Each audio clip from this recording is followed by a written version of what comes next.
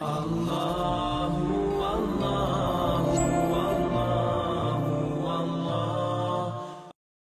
riwayat Imam Mahdi berasal dari Syam. Saat ini kondisi Syria sedang perang. Apakah kondisi saat ini tanda nyata kemunculan Imam Mahdi? Sudah dekat. Apakah Raja Arab Salman udah udur? Nanti tak kala beliau udah turun tahta wafat, konon hartanya putra mahkotanya akan bertikai. Tapi kata Imam Mahdi, mandilah. Imam Mahdi lah nanti akan jadi khalifah. Pertama sekali Imam Mahdi itu keluar dari Madinah, teman-teman, bukan di negeri Syam. Hadis Sahih menjelaskan dia dari turunan Nabi SAW dan dari kota Madinah. Ya. Jadi nggak ada hubungannya sama sekali dengan nanti dia keluar dari negeri Syam, tapi dia akan menuju ke negeri Syam. Menuju ke negeri Syam karena waktu itu Dajjal sudah membuat kerusakan di muka bumi, lalu Imam Mahdi keluar nanti. Kata Nabi SAW, dia dari keturunanku, fisiknya seperti fisikku, gitu kan? Namanya seperti namaku, tapi akhlaknya bukan seperti akhlakku. Jadi persis Nabi SAW, alisnya, matanya, kulitnya, postur tubuhnya, semua sama dengan Nabi dan keturunan Nabi SAW. Dari Madinah. Sampai sekarang memang ada di Madinah, asli keturunan Nabi SAW yang memang mereka turun-temurun. Ini hadis menjelaskan masalah itu. Tapi akhlaknya tidak mungkin seperti Nabi, karena tidak ada orang yang seperti Nabi SAW. Gitu kan? Dia akan keluar dari Madinah menuju ke Mekah, lalu dibaiat dengan 300 orang di Mekah, lalu kemudian menuju ke negeri Syam. Tiba di masjid Menara Putih di Syria, ya, di Damaskus, kemudian baru turunlah Nabi Isa alaihissalam yang memegang 2 sayap malaikat. Kemudian masuk dan akan sholat. Mereka sudah tahu itu Nabi Isa, karena mereka sudah tahu hadis ini. Maka pada saat itu pun akhirnya Imam Mahdi disuruh oleh Nabi Isa untuk jadi imam. Dan kata Nabi SAW, dialah termasuk salah satu orang yang Nabi sholat di belakangnya, gitu kan? Lalu mereka kemudian menuju ke Palestina ya sekarang, ini Israel, lalu membunuh Dajjal. Jadi Imam Mahdi lewat di negeri Syam, bukan asal dari negeri Syam. Itu dulu yang pertama, gitu kan? Kalau masalah Raja Salman, anaknya nanti bertikai, ini dari mana semua dalilnya? Tidak pernah ada hadis menjelaskan masalah itu. Dari dulu itu, dari masih Raja Fahad tuh. Raja Fahad ini kalau mati nanti anaknya bertikai, datang adiknya Raja Abdullah, nggak ada masalah.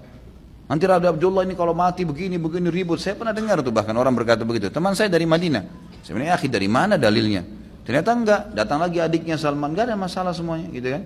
Dan saran saya nggak usah repotin diri dengan ini, nggak perlu. Ada terjadi sesuatu nanti ya sudah kita hadapin pada saat terjadi. Tiba masa, tiba akal, gitu kan? Udah nggak usah repot-repot. Sekarang jalani ibadah teman-teman sekalian, ibadah, maksimalkan apa yang bisa kita kerjakan. Kalau terjadi sesuatu yang dibutuhkan tenaga kita siap, gitu kan? Seperti itulah simpelnya.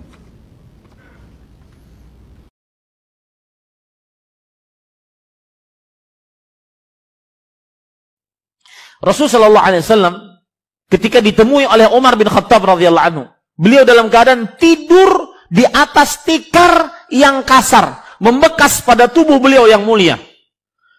Padahal beliau Sayyidu waladi Adam,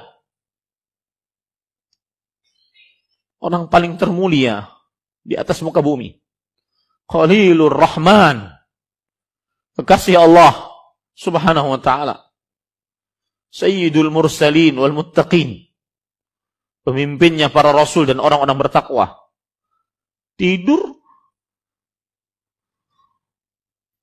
di atas tikar keras, membekas pada tubuh beliau yang mulia, salawatu rabbi wassalam.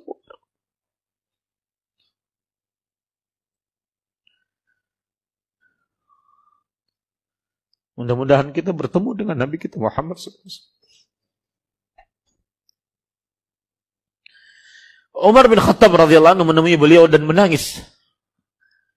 Kata Umar bin Khattab radhiyallahu anhu kepada Rasulullah SAW, "Ya Rasulullah, ud'u Allah falyuwassi' ala ummatik."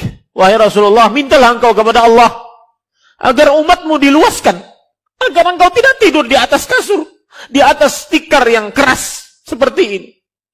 Fa inna Farisa war Rum wa hum la ya'budun Allah ma hum ala ni'mah.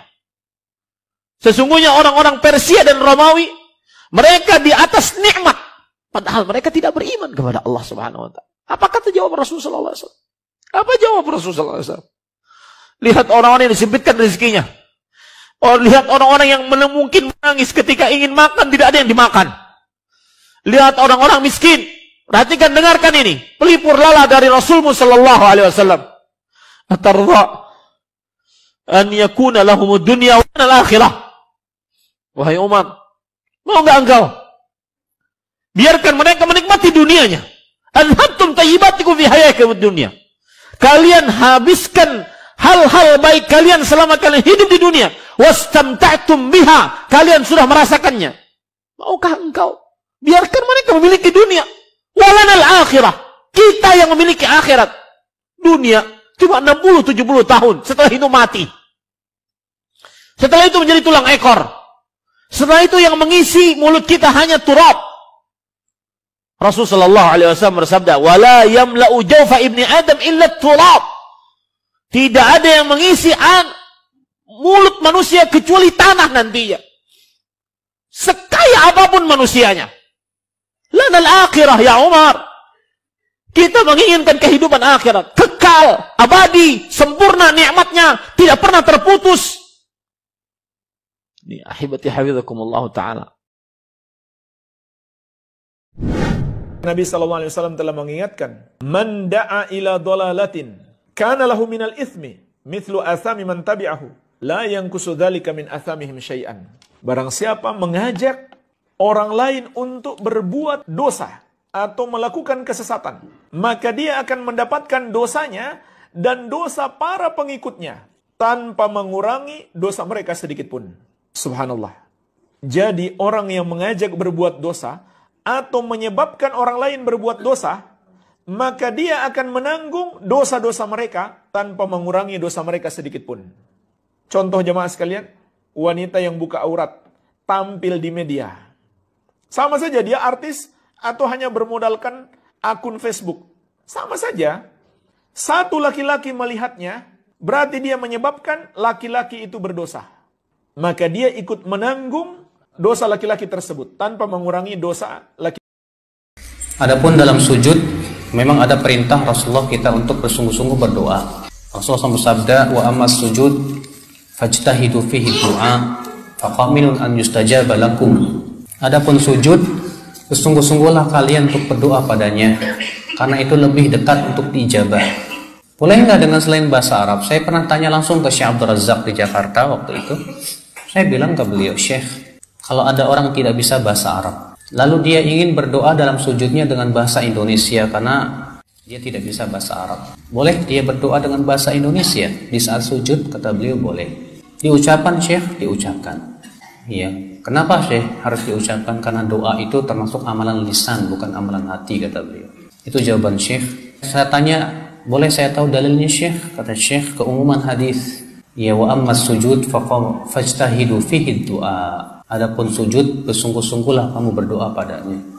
Karena berpegang kepada sunnah ini cobaannya banyak, ujiannya banyak. Seperti orang memegang bara api, makanya harus terus kita pegang. Maka Nabi SAW ketika mengingatkan kepada kita untuk berpegang kepada sunnah, bukan hanya berpegang kepada sunnah, Nabi suruh gigit. Kata Nabi SAW, barang siapa yang hidup sesudah wafatku akan melihat perselisihan yang banyak. Banyak perpecahan, banyak perselisihan. Maka Nabi memberikan solusi yang terbaik kepada umat Islam. Hendaklah kalian berpegang kepada sunnahku dan sunnah para khalifahku yang terpimpin dan lurus. Pegang erat-erat dan gigit dengan geraham kalian. Artinya betul-betul kita terus belajar sunnah Nabi SAW. Nggak boleh berhenti. Terus kita nuntut ilmu. Terus kita belajar Al-Quran wa sunnah ala fahmi salaf. Kemudian kita berusaha untuk mengamalkannya. Dan mohon kepada Allah, mohon tolong untuk bisa mengamal. Kemudian setelah itu Nabi ingatkan, jauhkan diri kalian dari setiap perkara-perkara yang baru dalam agama. Karena setiap yang baru dalam agama adalah bid'ah dan setiap bid'ah sesat. Makanya untuk sempurnanya kita berpegang kepada sunnah, kita wajib menjauhkan bid'ah.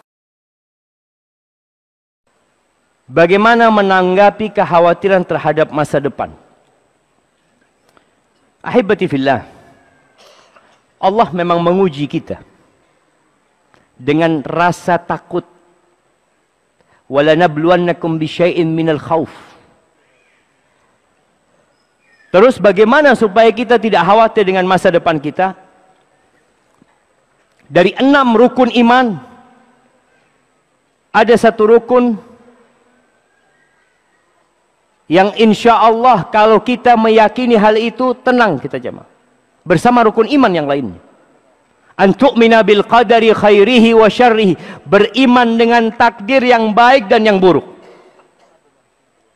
Ketika kita tahu bahwasanya masa depan kita telah dicatat 50.000 tahun sebelum penciptaan langit dan bumi, ya sudah, rizki kita akan nyampe kepada kita.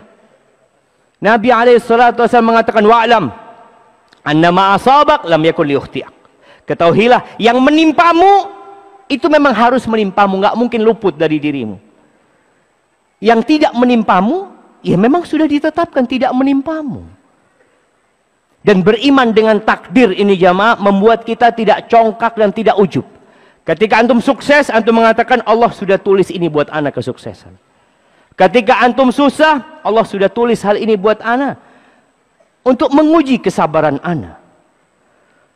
Sehingga ketika antum takut dengan masa depan, maka ingat bahwa Allah Ar-Rahman Ar-Rahim, bahwa semua yang akan terjadi berdasarkan hikmah.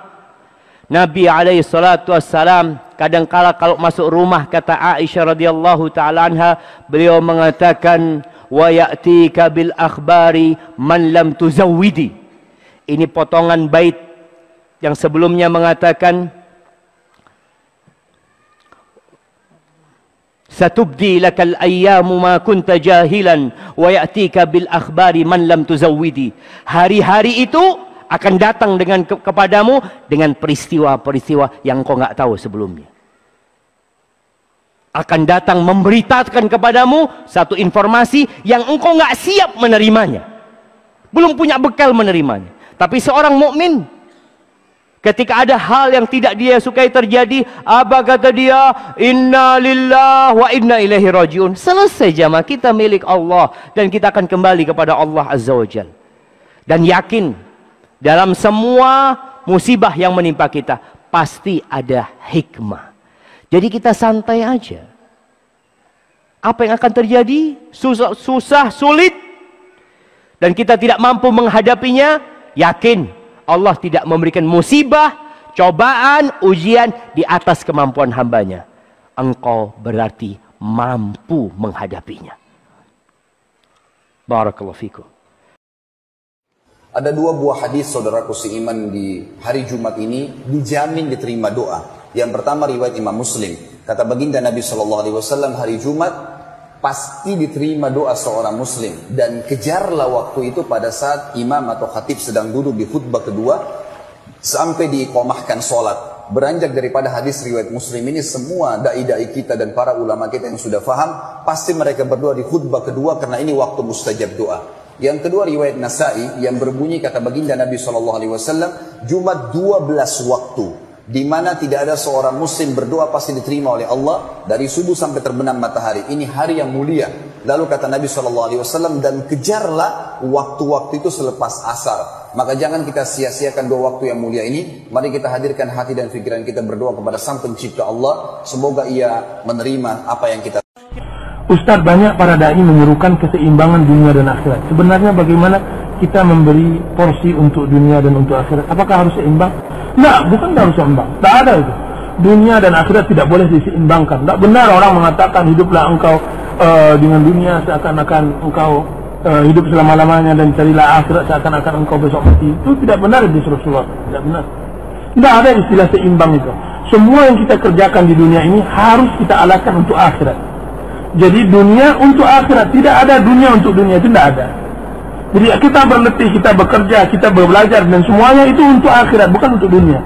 Merugi orang yang meniatkan pekerjaan hari-harinya, pekerjaan yang mubah baginya untuk dunianya, merugi, tidak pernah dia niatkan untuk akhirat. Ini sangat merugi. Jadi saya bekerja, saya berletih, saya mencari usaha, saya berdagang atau semacamnya, apapun bentuknya dari pekerjaan yang mubah, saya harus niatkan itu untuk Allah.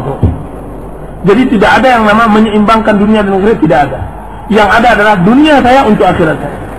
Nah, kalau seandainya seperti ini akan jalan hidup.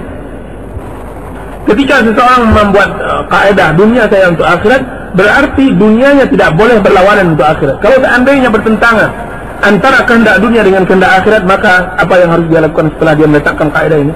Dia tinggalkan dunianya dan dia dongkrak. Tapi dia punya kaidah dunianya dengan akhirat dia. Masya Allah, saya insya Allah akhirat akan tepi yang halal dia lantak juga, dia makan juga, dia santap juga. Itu berarti kaidahnya tinggal kaidah, dan itu tidak benar. Jadi seharusnya dunia kita untuk akhirat. Antum berletih-letih sekarang belajar untuk akhirat, sehingga porsi antum untuk belajar dunia ini benar-benar diarahkan sesuai dengan keikhlasan kita kepada Allah Azza wa Jalla. Nah, kalau seandainya telah kita arahkan ke akhirat, itu tidak akan melenceng lagi. Kita mengerti akan hak dan kewajibannya. Tapi kalau seandainya dunia kita lepaskan untuk dunia, maka dia tidak terkendali. Seperti banteng yang mengamuk dan semacamnya, dia tidak terkendali. Dia telah lepas kontrol. Akan tapi dunia yang dialaskan dengan akhirat, dia terkendali insyaallah ta'ala. Sebenarnya cerai itu nggak pakai gugat menggugat menurut Islam ya. Ya istri iya. Kalau laki-laki nih ngomong, kamu saya cerai jatuh, ya kan? Gak pakai gugat menggugat, suami ngomong itu sudah jatuh. Cuma bedakan kalau kalimatnya sorry kamu saya talak, jatuh talak. Guyon gak guyon, serius gak serius, jatuh talak. Karena lafadznya sorry ya. Tapi kalau lafadznya itu gak jelas, misalnya wes kamu pulang aja ke rumah orang tuamu, ini berarti gak jelas. Apakah langsung jatuh talak? Tergantung niatnya. Kalau niatnya cuma ngancam, maka nggak sampai jatuh talak. Tapi kalau niatnya tadi apa? Mentalak, maka otomatis. Dahulunya ulama tauhid lalu menjadi ateis. Hendaknya kita tidak meremehkan tauhid dan merasa aman dari kesyirikan. Hendaknya tauhid ini kita belajar seumur hidup, diulang-ulang, serta pertama kali kita dakwahkan, memprioritaskan tauhid serta tidak lupa berdoa kepada Allah agar istiqomah di atas tauhid menutup usia dengan husnul khatimah. Jadi dulu ada seorang ulama yang bernama Abdullah Al-Qasimi. Beliau seorang alim yang pernah membuat kitab ilmiah membela dakwah tauhid sampai mendapatkan pujian ulama saat itu, dan para ulama mengatakan laqad dafa Al-Qasimi mahrul jannati bi kitabihi hadza. Sungguh Al-Qasimi ini telah membayar mahar surga dengan kitabnya ini. Akan tetapi wal iyadzubillah di akhir hayatnya dia terpengaruh dengan ajaran ateis dan mati dalam keadaan ateis. Sebagian ulama menjelaskan hal ini diakibatkan karena adanya kesombongan yang tersembunyi, hobi debat serta tidak menjaga pertemanan. Wallahu a'lam. Kalau selevel ini saja bisa terjerumus dalam ateis, apalagi kita yang hanya seorang penuntut ilmu. Selevel Nabi Ibrahim saja yang merupakan qudwah dalam tauhid, berlindung kepada Allah serta memohon dijauhkan dari kesyirikan. Beliau berdoa, wa idz qala Ibrahimu rabbi ja'al hadzal balada aminan wajnubni wa baniya an na'budal asnam. Dan ketika Ibrahim berkata, ya Rob, jadikanlah negeri ini Mekah negeri yang aman, jauhkanlah aku beserta anak cucuku dari menyembah berhala atau kesyirikan. Semoga Allah menjaga kita istiqomah dalam agama, diwafatkan di atas tauhid. Amin.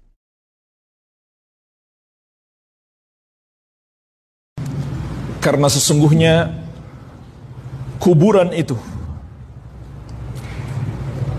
bukanlah tempat peristirahatan yang terakhir. Kuburan itu hanyalah awal persinggahan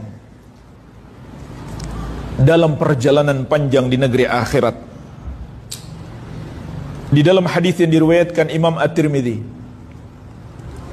dari sahabat yang mulia Utsman bin Affan radhiyallahu anhu, Rasulullah sallallahu alaihi wasallam bersabda, "Innal qabra awwalu manazilil akhirah. Faman naja minhu fama ba'dahu aisaru minhu. Wa man lam yanju minhu fama ba'dahu asyaddu minhu."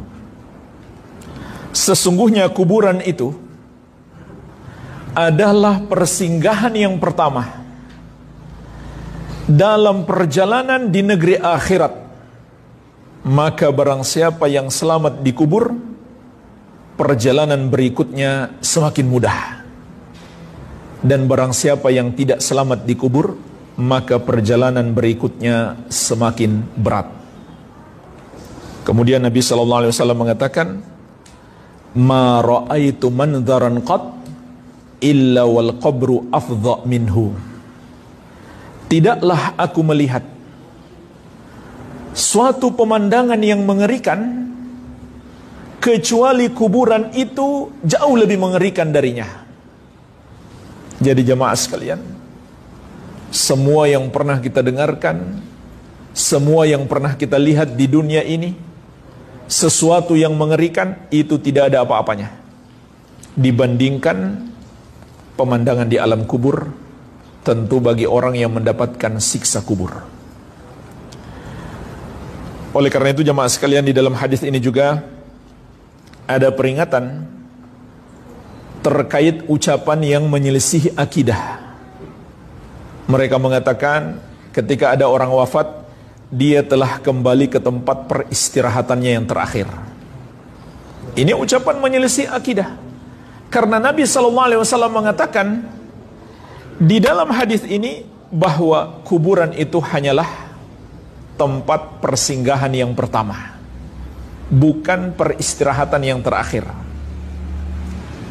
Jadi ini kesalahan yang pertama, seakan-akan kuburan itu akhir dari segalanya. Kesalahan yang kedua, siapa yang bisa memastikan mayit itu sedang beristirahat? Justru malah yang terjadi bisa saja sebaliknya. Di alam kubur hidupnya lebih menderita. Jadi rugi sekali seseorang itu.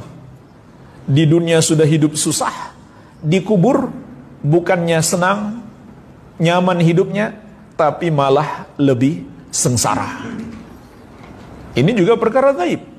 Nggak mungkin kita tahu orang itu hidupnya sedang beristirahatkah atau justru sebaliknya mendapatkan azab yang sangat pedih di alam kubur. Nah, kesalahannya lebih parah lagi kalau orang itu orang kafir, lalu diberi label almarhum. Apa artinya almarhum? Yang sudah dirahmati, padahal orang kafir. Yang sudah Allah pastikan, sebagaimana akan kita bahas insyaallah ta'ala, dia adalah termasuk penghuni neraka dan dikubur dia mendapatkan azab yang sangat dahsyat. Bagaimana bisa dikatakan almarhum atau rib? Apa artinya rib? Rest in peace, beristirahatlah dalam damai. Padahal dia orang kafir. Kalau dia muslim pun kita nggak bisa memastikan apakah ibadahnya diterima oleh Allah atau tidak. Kita nggak tahu. Bagaimana bisa kita katakan dia sedang beristirahat dalam damai? Kemudian kesalahan yang keempat pada ucapan ini juga termasuk tasyabbuh, menyerupai orang-orang kafir.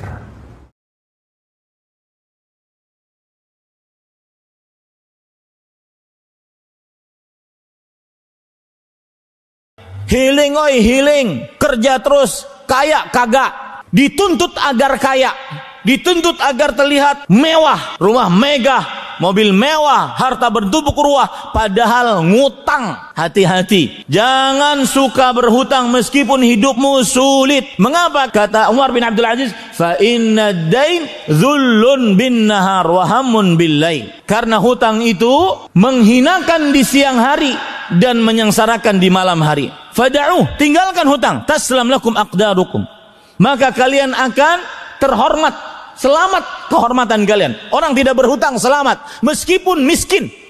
Saya ulangi, orang yang tidak berhutang selamat kehormatannya. Wa a'radakum wa tabqa lakumul hurmatu finnas ma baqitum. Tetap kalian terhormat di tengah-tengah manusia selama kalian hidup, karena kalian tidak punya hutang. Kayak sakit, apa saja gangguan orang secara individu, bukan merata. Nah ini bisa datang karena dosa kita. Sesuai dengan hadis Nabi SAW riwayat Imam Ahmad, terdapat dosa-dosa tidak dapat dibersihkan atau tidak cukup dengan istighfar. Tapi Allah akan mencoba hamba tersebut dengan penyakit untuk membersihkan dosa-dosanya. Jadi karena ada dosa yang pernah dia lakukan, dia istighfar dan tobat, tapi belum cukup bobotnya untuk membersihkan dosa dia, maka Allah datangkan penyakit. Misalnya dia harus minum obat kontinu dari dokter selama 10 tahun. Nah, ini pembersihannya karena dosa yang dia lakukan. Bisa juga karena kelalaian dari ketaatan-ketaatan kepada Allah Subhanahu wa taala. Maka Allah datangkan. Berapa banyak orang teman-teman jadi taubat lalu kemudian mau dekatkan diri kepada Allah justru karena dia lalai, dia banyak buat kelalaian, tidak sholat, tidak ibadah misalnya, atau dia buat dosa. Kemudian Allah datangkan ujian-ujian yang berat, kemudian mereka sadar dan mereka taubat. Ini seringkali kami datang jemaah kita di pengajian sampaikan gitu ya, Ustaz saya sudah terlalu jauh melanggar agama, saya rasa peringatan Allah begitu banyak, sekarang saya mau taubat. Jadi ini karena kelalaian dia, ya, maka Allah datangkan ujian pribadi kepada dia supaya dia sadar.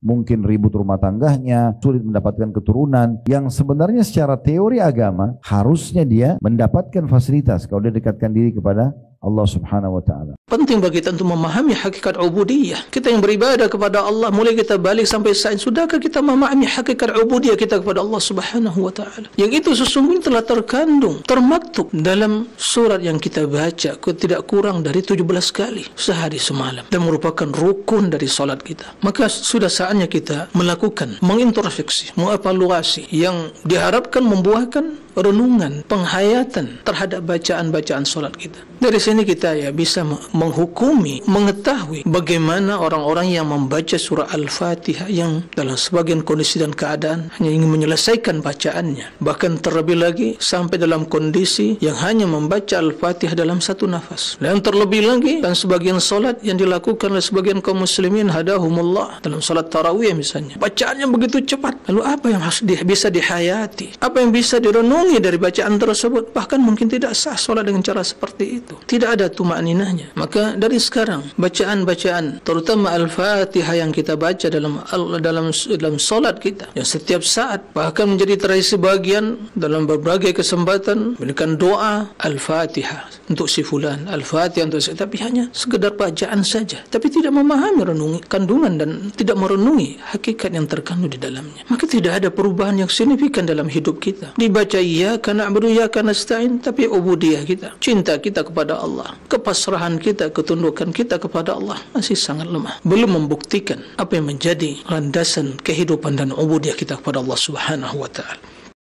Rasulullah sallallahu alaihi wasallam tidur di atas tikar, yang tikar itu membekas di lambung Nabi SAW dan punggung beliau. Ketika Umar bin Khattab radhiyallahu taala anhu menangis melihat yang seperti itu, dia memikirkan itu Kaisar Romawi, Kisra, raja-raja Persia, mereka hidup bergelimang harta, hidup dengan kemewahan, hidup dengan segala kenyamanan, kelezatan. Apa kata Nabi SAW? Mali walid dunya. Apa peduliku sama dunia, Umar? Apa, ngapain kita sama dunia ini? Innama mathali wa mathalud dunya karakibin istadhalla tahta syajaratin thumma raha wa tarakaha. Permisalanku dengan dunia ini seperti orang yang dalam perjalanan naik kendaraan, kemudian dia singgah di bawah pohon, lalu pergi meninggalkannya. Itu hakikatnya Syiah Rafidah yang sekarang lagi bersandiwara pansos seolah-olah mereka merangi orang-orang Yahudi. Padahal mereka produknya siapa? Produknya Yahudi. Siapa yang melahirkan Syiah Rafidah? Abdullah bin Saba al-Yahudi. Mereka ini cucunya Yahudi. Masa cucu melawan kakeknya? Paham ya? Maka hati-hati, jangan tertipu dengan propaganda mereka. Qatalahumullah. Dan kata Syekhul Islam Ibnu Taimiyah dan ulama-ulama yang lain, mereka Syiah Rafidah daiman ma'aduwin lil muslimin. Mereka selalu berada di belakang musuh-musuh kaum muslimin. Alhamdulillah dalam masalah seperti ini kita sudah banyak menulis di medsos, terutama masalah bahayanya Syiah Rafidah, baik dalam segi akidah ataupun dalam segi peperangan seperti ini. Mereka musuh dalam Naha Rasulullah ayyughatiya rajulu fi shalat famuhu fi shalat. Nabi melarang seorang itu menutup mulutnya ketika sholat. Tapi hukumnya ini tidak haram. Kenapa demikian? Karena Rasulullah pernah mengatakan idza tasa'aba ahadukum fi sholati falyaqdim mastata' wal yadhfahu fi falyadh yadayhi fi. Apabila salah seorang kalian sholat dan dia menguap, maka hendaklah dia falyaqdim mastata', dia tahan semampunya. Dan atau hendaklah dia letakkan tangannya di mulutnya. Letakkan tangan di mulut, tertutup enggak? Tertutup kan? Kan tertutup namanya. Berarti menutup mulut ketika sholat itu hukumnya enggak haram. Hukumnya makruh. Dan makruh itu hilang apabila ada keperluan. Apabila ada keperluan. Kapan tadi keperluannya? Ketika nguap. Kalau enggak setan masuk. Tahan. Begitu dia. Jadi Ustadz ada nanya, Ustadz kalau kita pas pakai masker kemudian kita menguap, kan itu tutup dengan masker, boleh kita menguap? Begitu. Ikhwah, menguap itu jangan sampai mulut terbuka, gak tahan rahang kita menahan, bantu pakai tangan. Jadi bukan dia menguap tertutup. Oh, gitu. Mulutnya terbuka tapi ditutup oleh tangan. Ya enggak, tetap masuk setannya. Ditahan, jangan sampai terbuka. Itu ikhwah. Saya sudah rajin sholat, saya rajin puasa, saya rajin tahajud, saya banyak berzikir, saya banyak sholawat. Tapi kenapa kehidupan saya tetap susah, tetap sulit? Saya punya banyak masalah. Saya punya banyak aneka kasus, baik di keluarga, di lingkungan masyarakat, maupun di tempat yang lain. Anda perlu pahami bahwa belum tentu balasan dari amal baik Anda diberikan oleh Allah ketika di dunia. Allah simpan di akhirat. Dan adanya aneka masalah itu sebagai ujian yang harus Anda hadapi sampai mati. Karena setiap orang yang hidup di dunia ini pasti dia akan mengalami aneka ujian tadi. Yang menuntut kita untuk sabar dan sabar. Sehingga kita tidak sholat dalam rangka agar kita jadi kaya. Kita tidak puasa dengan harapan rezeki kita jadi lancar. Kita tidak tahajud dengan maksud agar seluruh utang kita lunas. Bukan untuk itu. Tapi kita beribadah karena itulah tugas kita sebagai hamba sampai kita mati. Jangan sampai kita kemudian merasa saya telah ditinggal oleh Tuhan. Saya ditinggal oleh Allah. Usaha saya, ibadah saya, sholat saya selama ini yang saya lakukan sia-sia. Kenapa? Karena nggak ada hasil. Dari mana Anda tahu kalau itu sia-sia dan nggak ada hasil? Buktinya Pak Ustadz, utang saya nggak pernah lunas. Apakah Anda sholat untuk melunasi utang? Apakah Anda puasa biar Anda kaya? Bukan untuk itu. Kita sholat, kita puasa. Karena itu tugas kita sebagai hamba yang telah diciptakan oleh Allah. Wa ma khalaqtul jinna wal insa illa liya'budun. Sedangkan keberadaan musibah, masalah, itu bagian dari bawaan hidup yang tidak akan pernah lepas.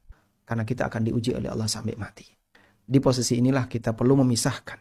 Ini ibadah, ini masalah. Anda beribadah karena Anda menjalankan tugas sebagai hamba. Dan kita berharap semoga dengan ibadah ini Allah memberikan balasan kepada kita. Balasan kebaikan, ibadah kita diterima. Sebagai bekal ketika kita menghadap Allah di akhirat. Di sini ada ujian. Memang ini berat. Dan kita berharap kepada Allah agar ujian ini bisa selesai dengan baik. Dengan cara kita banyak berdoa kepadanya. Keberadaan ujian itulah yang membuat Anda mau berdoa. Karena ketika orang hidupnya selalu nyaman, gak ada ujian, mungkin dia akan lupa kepada Tuhannya. Maka ketika dia dikasih ujian, di saat itulah dia bisa nangis di hadapan Tuhannya. Sambil berdoa, memohon sesuatu, memohon. Sehingga doanya gak putus. Doa itu membuktikan kalau dirinya fakir di hadapan Sang Penciptanya. Dirinya miskin di hadapan Allah Azza wa Jalla. Dengan demikian akan menumbuhkan kedekatan dirinya kepada Sang Penciptanya. Selalu merasa saya butuh. Bagian itu perlu kita pupuk terus. Maka masalah kita adukan kepada Sang Kuasa dalam doa-doa yang kita panjatkan. Sedangkan ibadah kita ikhlaskan. Semoga Sang Kuasa menerimanya. Sehingga nanti bisa kita jadikan sebagai bekal ketika kita menghadapnya besok di yaumil qiyamah. Dan kita berharap semoga kita meninggalkan dunia ini dalam kondisi baik. Dan dalam kondisi kita sudah tidak punya beban. Baik berkaitan dengan urusan agama maupun beban berkaitan dengan urusan sesama hamba. Kalau mau istiqamah, kita mesti lihat gitu loh. Ini waktunya tuh jangan terlalu sering. Orang kalau terlalu sering, itu mewariskan kebosanan sama dia, futur dia nanti. Tapi dia mesti jaga waktunya. Dan gak semua kajian juga antum mesti ikut, enggak juga. Yang penting antum dalam satu pekan ada kajian yang diikutin. Minimal satu, wajib. Belajar benar tapi. Yang lain yang sunnah-sunnah antum ya kalau dibawa ke zaman now, ada satu kajian yang antum bawa kitabnya, antum catat faedahnya, dan antum tahu ini kajian, mau sefutur apapun saya tidak akan meninggalkan ini. Ini selamat nih insya Allah yang tipenya seperti ini. Kalau dia nambah 2-3 kali kajian dalam satu pekan, 2 dan 3-nya itu tidak seperti yang nomor 1 tadi. Jadi kalau dia futur, modal dia satu kajian ini. Antum tahu jamaah rahimakumullah, Rasul kan mengatakan, setiap amal itu ada masa semangatnya dan ada masa futurnya, turunnya. Kata Rasulullah SAW apa? Siapa yang masa futurnya kembali kepada Allah dan Rasulnya, dia akan selamat. Apa yang dimaksud kembali kepada Allah dan Rasulnya? Umar ibn Khattab radhiyallahu ta'ala anhu, beliau mengatakan, kalau kita lagi semangat, sholat misalnya. Kalau antum lagi semangat, sholat, jangan wajib doang, sunnah dikerjain. Nanti pas futur, yang hilang apa? Sunnah aja gitu loh. Tapi kalau lagi semangat cuma wajib doang, pas futur hilang. Jadi kalau lagi semangat nggak apa-apa nambah, tapi satu ini jangan pernah dilepas. Jangan pernah dilepas. Seperti sholat tadi. Kalau lagi futur sunnahnya yang hilang, kita jaga yang wajib-wajib. Nanti dia naik lagi. Dengan kita dengar kajian lagi, dengan kita rindu dengan sholat yang pernah kita lakukan, nanti dia naik lagi. Makanya jamaah rahimakumullah, begitu juga belajar gitu loh. Yang penting dalam satu pekan ada waktu antum duduk betul-betul fokus untuk belajar. Apalagi antum dengan kesibukan yang dahsyat, ya, harus punya waktu. Harus punya waktu untuk belajar. Satu pekan minimal 1 kali. Kalau antum bisa tambah 2 kali, 3 kali nggak masalah.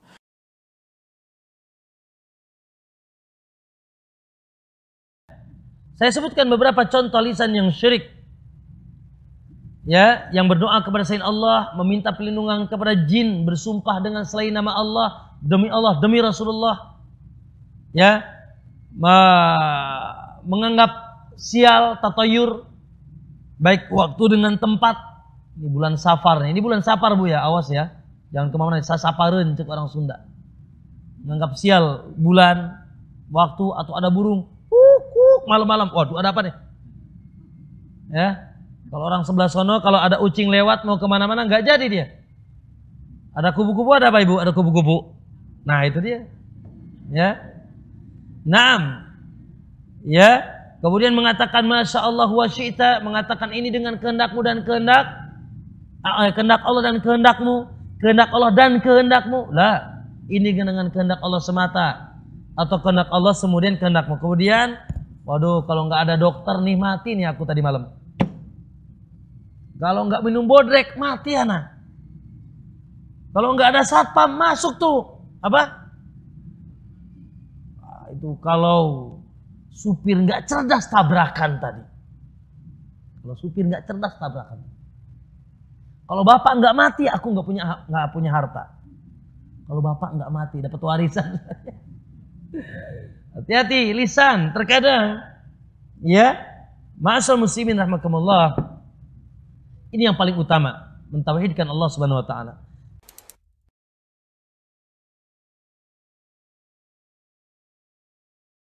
Meremehkan urusan salat ini. Pelajari yang sudah salat, apakah salat dia sudah benar apa belum? Jangan sampai kita capek lelah salat akhirnya tidak diterima.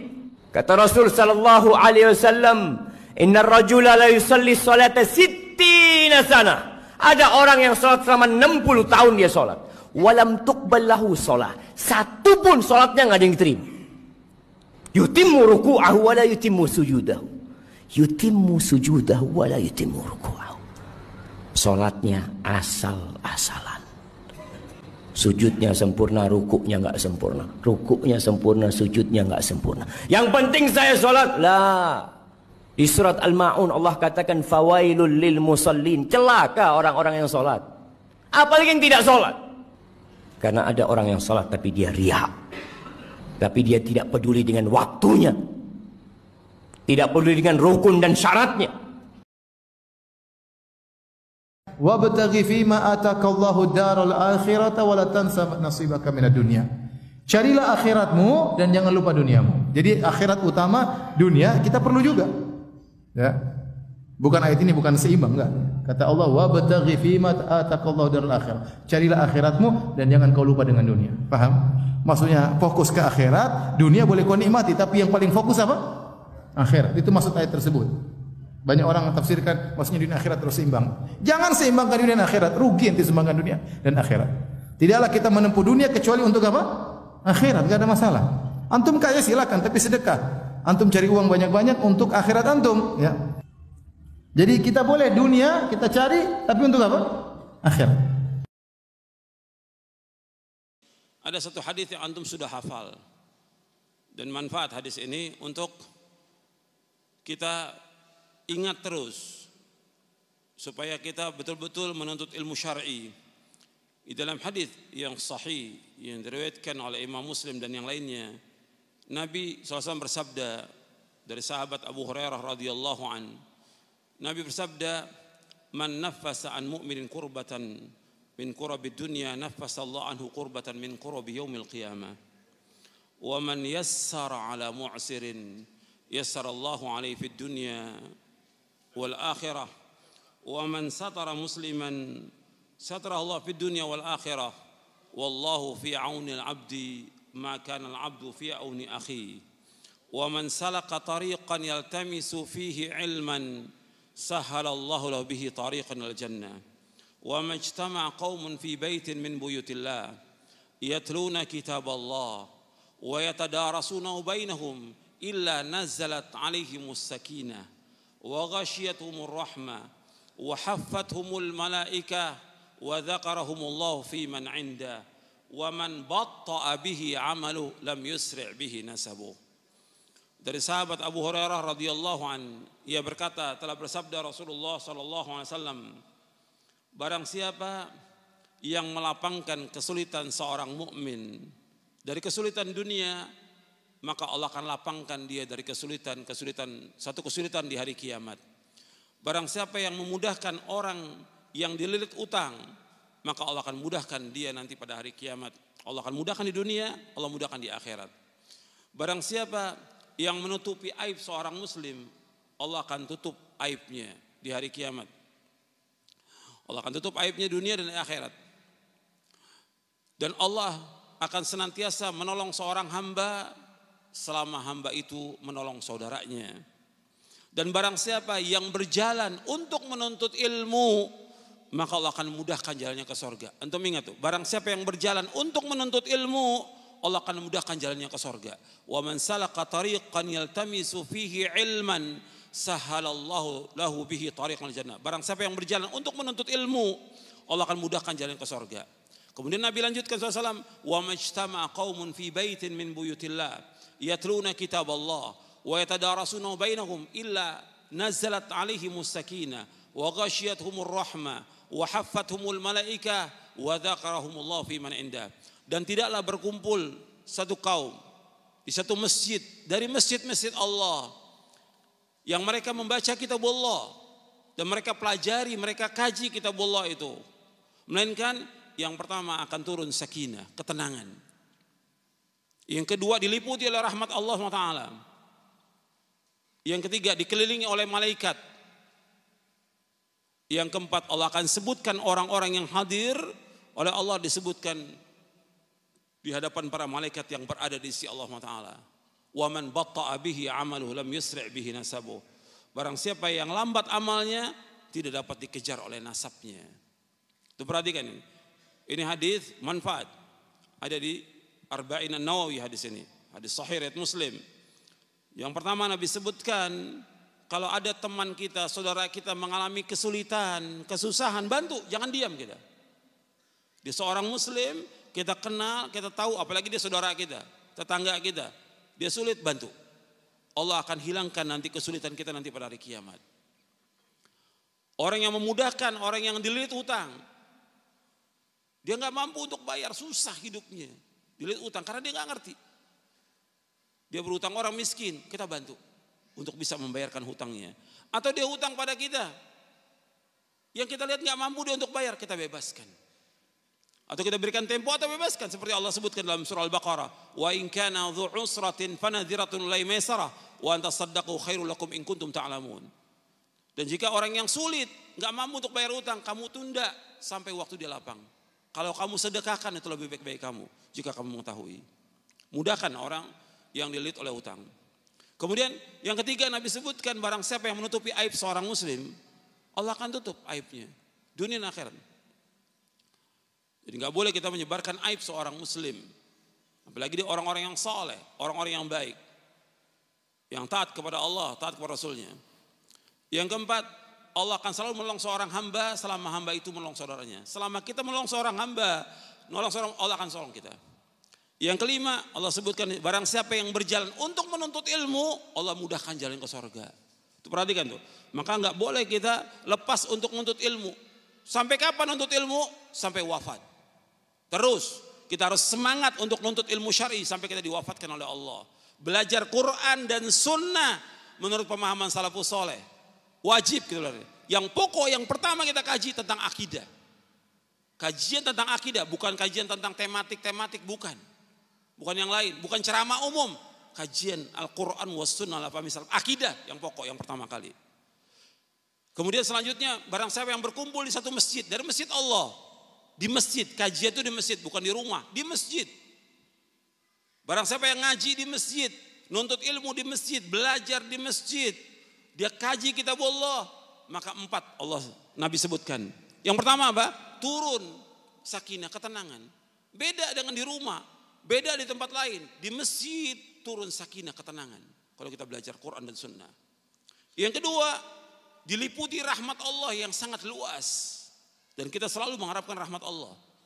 Yang ketiga, dikelilingi oleh malaikat. Kalau kita nuntut ilmu, malaikat itu mengepakkan sayapnya. Semua malaikat bersayap. Semua malaikat bersayap.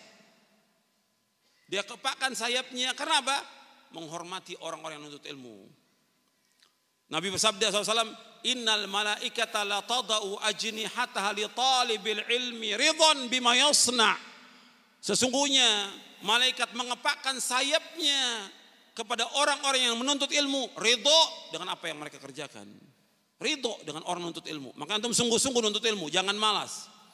Rajin dan perhatikan, ikhlas karena Allah, catat apa yang disampaikan. Kemudian yang keempat disebutkan lagi bahwa orang yang menuntut ilmu itu, yang belajar Quran dan Sunnah, itu Allah akan sebutkan nanti di antara para malaikat yang berada di sisi Allah. Kemudian terakhirnya di hadis ini, wa man batta'a bihi 'amaluhum lam yusri' bihi nasabuh. Barang siapa yang lambat amalnya tidak dapat dikejar oleh nasabnya. Karena yang dipentingkan dalam Islam ini amal, ilmu dan amal, bukan nasab.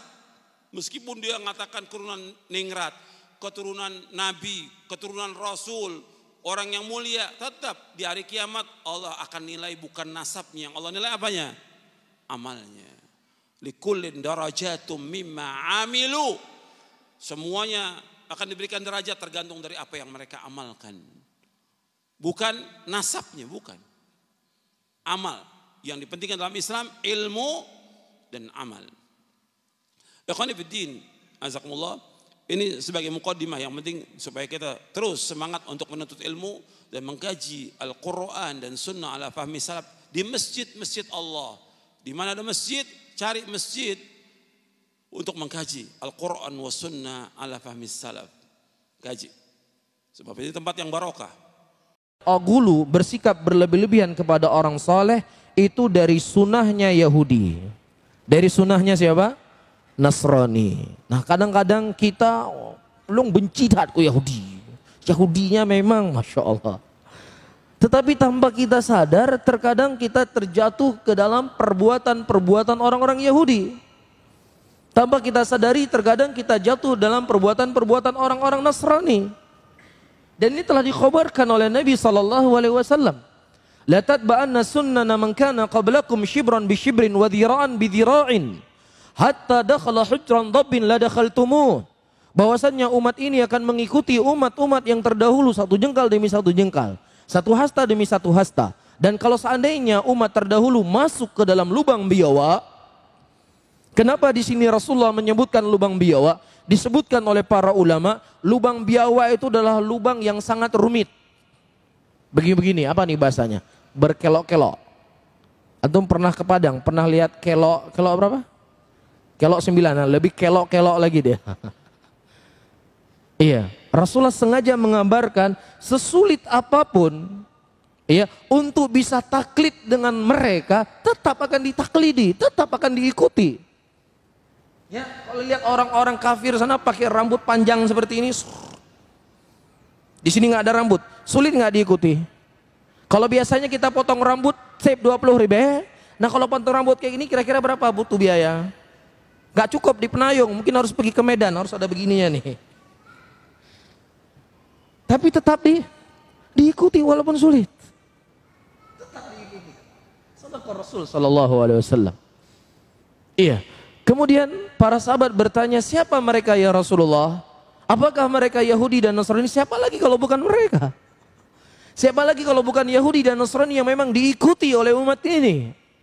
Dan tidak ada yang selamat kecuali siapa yang diselamatkan oleh Allah Subhanahu wa taala. Dan di antara sifat-sifat mereka yang disebutkan oleh Syekh ya, bukan kata saya ya. Kata Syekh adalah sikap berlebih-lebihan kepada orang soleh.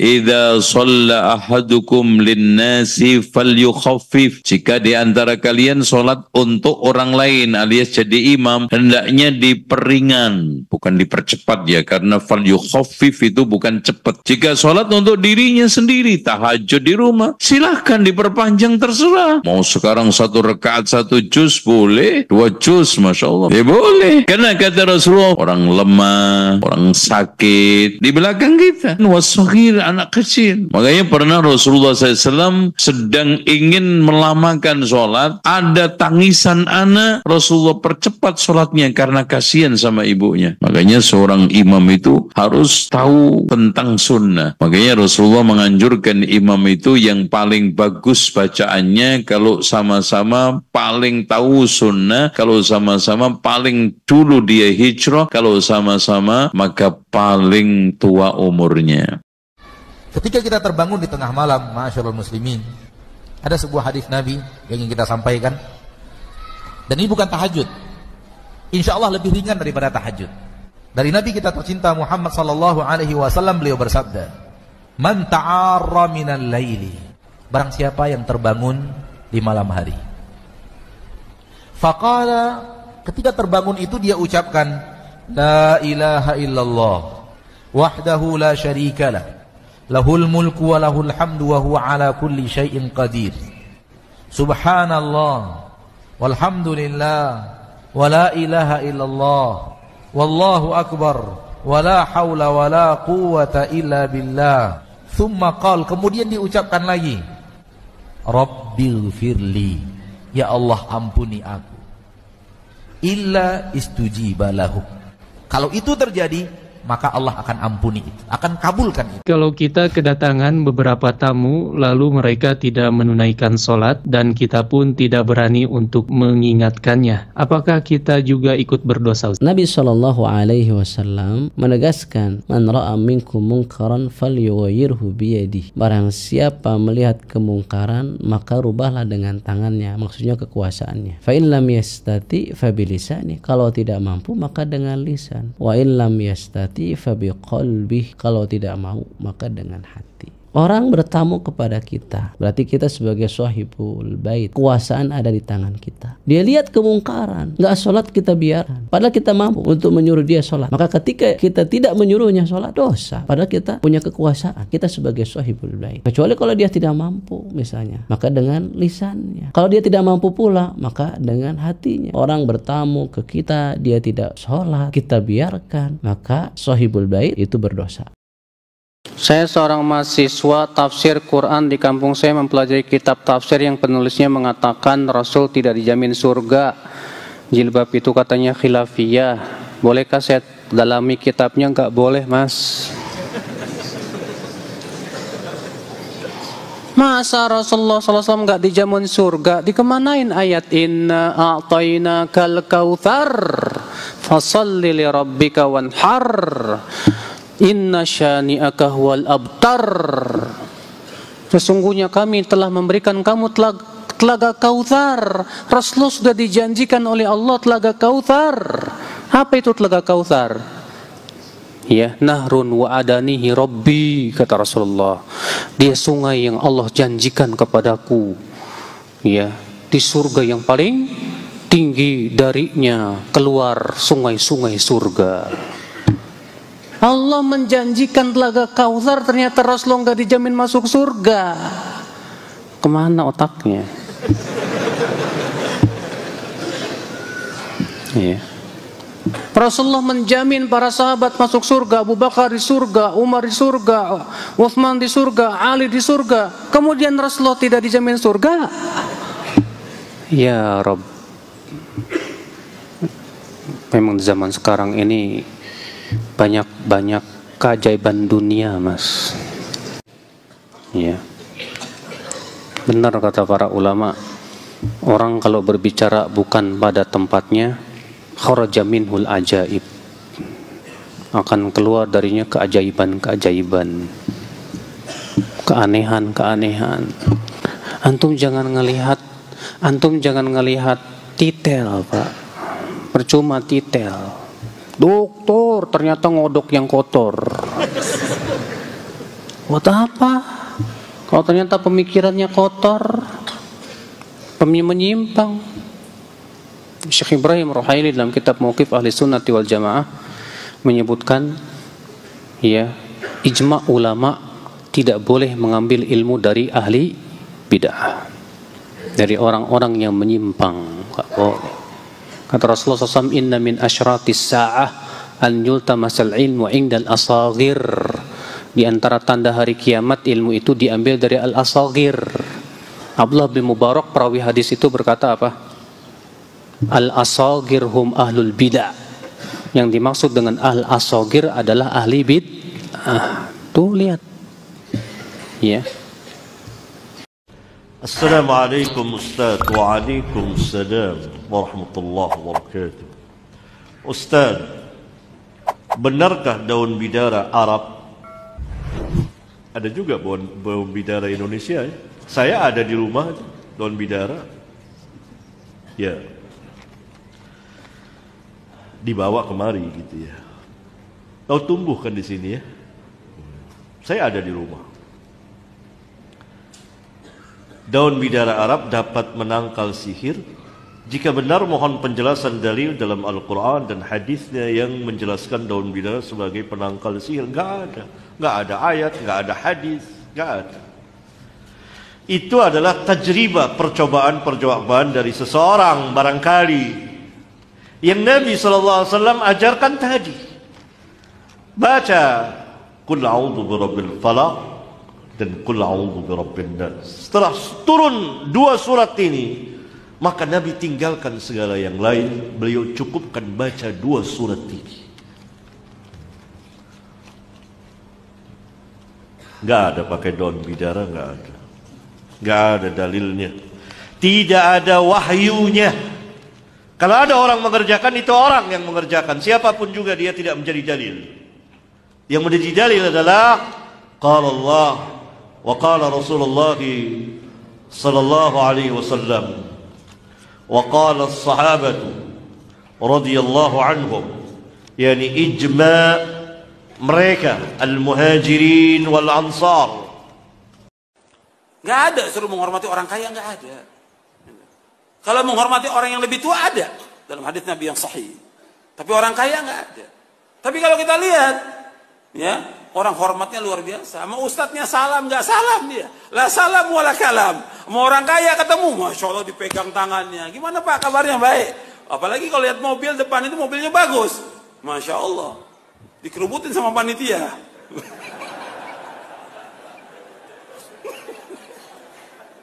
Allah musta'an. Makanya kita ini kalau sudah tahu tentang hakikat dunia, kita akan menghormati orang-orang yang berilmu. Kita menghormati orang-orang yang taat kepada Allah. Kita mencintai mereka, bukan menghormati orang-orang kaya. Orang kaya nggak ada arti apa-apa. Yang dilihat oleh Allah yang mulia itu bukan kekayaannya. Apa kata Allah? Inna akramakum indallahi atqakum. Sesungguhnya yang mulia di sisi Allah yang mana? Yang takwa apa yang banyak harta? Yang takwa. Bukan yang banyak harta, bukan yang punya kedudukan jabatan. Kedudukan jabatan sebentar. Ya, dia dikerumuni orang banyak di saat punya jabatannya, di saat dia punya harta. Kalau hartanya sudah nggak ada, jabatan nggak ada, apa orang mau dekat lagi sama dia? Nggak akan ada orang mau dekat. Tapi orang yang berilmu, meskipun dia miskin, tetap datangi oleh orang. Dan orang akan bertanya pada dia. Makanya pernah ada di zaman dahulu, ada seorang ibu punya anak, cacat anaknya ini. Selalu dijadikan bahan gurauan, dicela. Kemudian kata ibunya, wahai anakku, kamu belajar. Belajar ilmu syar'i. Belajar kamu, belajar. Allah akan muliakan kamu. Karena dia ingat kepada ayat Al-Quran si ibu ini. Yarfa'illahu alladhina amanu minkum walladhina utul ilma darajat. Belajar, anak ini terus belajar. Sampai dia berilmu. Nggak dicela lagi oleh orang. Nggak dihinakan lagi. Semua orang datang, hatta orang-orang kaya datang pada dia untuk belajar. Ya, makanya ilmu tetap. Hormati orang yang berilmu. Hormati. Karena Allah yang memerintahkan demikian dan juga Rasul memerintahkan demikian. Sallallahu alaihi wasallam. Nggak ada suruh menghormati orang kaya, nggak ada. Kalau menghormati orang yang lebih tua ada dalam hadis Nabi yang sahih. Tapi orang kaya nggak ada. Tapi kalau kita lihat, ya, orang hormatnya luar biasa. Sama ustadznya salam nggak salam dia. La salam wala kalam. Sama orang kaya ketemu, masya Allah dipegang tangannya. Gimana Pak kabarnya? Baik. Apalagi kalau lihat mobil depan itu mobilnya bagus, masya Allah. Dikerubutin sama panitia.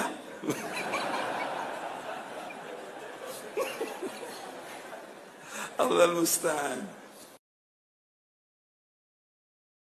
Ada ini jamin surga kecuali yang dijamin oleh Nabi SAW. Nabi tidak pernah menjamin keturunannya pasti masuk surga. Nabi Nuh alaihissalam ada anaknya yang kafir. Demikian juga Nabi SAW. Nabi SAW berkata, Ya Fatimah binta Muhammadin, salini mimma lima syi'ti la ugni anki minallahi syai'a. Wahai Fatimah putri Muhammad, mintalah harta dariku, aku akan berikan. Tapi aku tidak bisa menyelamatkan engkau dari Allah Subhanahu wa taala. Jadi tidak ada Nabi mengatakan keturunanku pasti masuk surga, itu enggak ada. Kenyataannya keturunan Nabi juga bermacam-macam. Ya, kita tahu sendiri kenyataan sekarang. Bahkan di sebagian tempat saya pernah dengar ada Habib yang murtad misalnya. Tapi kalau mereka beriman, kita harus hormati mereka. Kata Nabi SAW, Udzakirukumullah fi ahli baiti.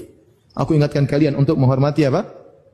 Ahlul bait, keturunanku. Apakah ada Habib-Habib yang salaf? Banyak Habib yang salaf.